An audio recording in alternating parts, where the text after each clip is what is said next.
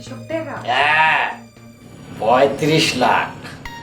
ওরে আল্লাহ, 30 লাখ টাকা!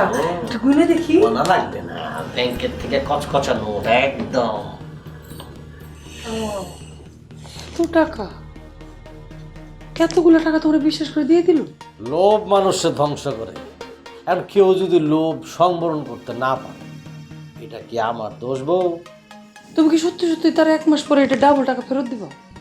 ওহ ও, এত বছর আমার সাথে সংসার করো, এই চোটপাট জালিয়াতি সম্পর্কে জ্ঞান অর্জন করতে পারলা না, আমার সম্পর্কে তুমি ধারণা করতে পারলা না। এর চেয়ে ব্যর্থতা আমার আর কি হইতে পারে? কিন্তু এইবার যারা চোট দিছো সে তো মনে হয় সারা জীবনের জন্য নিঃস্ব হয়ে গেছে।